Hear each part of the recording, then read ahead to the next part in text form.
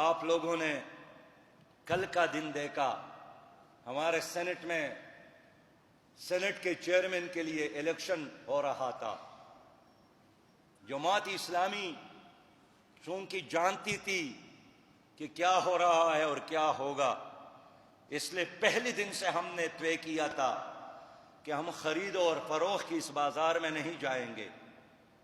اور کل آپ نے دیکھا کہ پرچیزنگ پاور حکومت کی زیادہ تھی، اس لیے اقلیت کے باوجود بھی حکومت کامیاب ہو گئی۔ 64 کڑے ہو گئے، اور جب خفیہ ووٹ ہو گیا تو 64 میں سے 14 غائب ہو گئے۔ سارا سینٹ اب مشکوک ہو گیا۔ میں نے تو اللہ کا شکر ادا کیا کہ کل میں نہیں تھا، کل ہم نہیں گئے جماعت کے فیصلے کے مطابق، ہم اس کھیل کا، اس گندا کھیل کا حصہ نہیں بن گئے۔ لیکن اس سے آپ اندازہ کر سکتے ہیں کہ پاکستان میں کیا جمہوریت ہے، اور پاکستان میں ووٹ اور سیاست کتنا آزاد ہے، اور کیسے لوگ بکتے ہیں۔ انہی لوگوں سے آپ توقع رکھتے ہیں۔ ہمیں بھی لوگوں نے کہا کہ یہ چھوٹے برائی ہے اور وہ بڑی برائی ہیں، تو اس لیے بڑے برائی اور چھوٹے برائی میں ہم نے کہا کیا ہمارا کام بس یہی ہے کہ ہم چھوٹے اور بڑے برائیوں کا ساتھ دینا ہے، یا ہم نے ایک متبادل کی طور پر میدان میں کھڑا ہونا ہے؟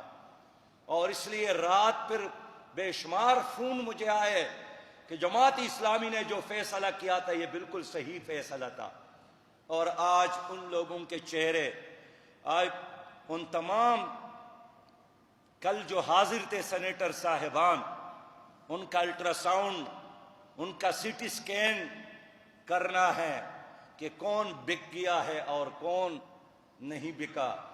لیکن سچی بات یہی ہے کہ اگر استبل میں ایک جانور کوئی پیشاب کرتا ہے تو سارا استبل وہ گندا ہو جاتا ہے، اور اس وقت پورا ایوان مشکوک ہو گیا۔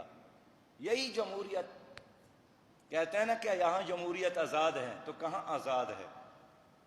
اس لیے میرے پیارے بھائیوں، ہم چاہتے ہیں کہ آج کی حکومت بھی نظام کا تسلسل ہے، یہ ایک سٹیٹس کو ہے، اس ظالمانہ نظام سے عوام کو کچھ نہیں ملنا۔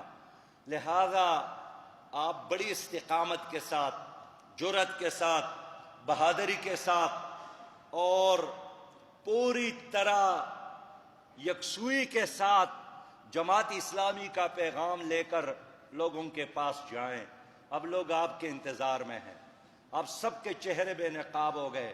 اب جنہوں نے میک اپ لگایا تھا اور عوام کو ورغلایا تھا، اب وہ میک اپ اتر گیا ہے، لوگوں کے چہرے بالکل سامنے آ گئے ہیں۔ لیکن اب آپ کی باری ہے۔ وہ جو کہتے ہیں کہ شمع محفل ہو کہ تو جب سوز سے خالی رہا، تیرے پروانی بھی اس لذت سے بیگانے رہے۔ اب حق کا شمع لے کر ایک ایک جھونپڑی کو اور ایک ایک گھر اور ایک ایک چوک اور چوراہے کو روشن کرے، یہ حق کا تقاضا ہے۔ اللہ کا بھی یہی وعدہ ہے کہ وَأَنْتُمُ الْأَعْلَوْنَ إِن كُنتُم مُؤْمِنِينَ۔ کامیابی تمہارے لیے ہے، لیکن یقین کے ساتھ اگر آپ چلتے رہے تو اس یقین کے ساتھ چلنا شروع کر لے، منزل تمہاری طرف انشاءاللہ ایک دن خود آئے گا۔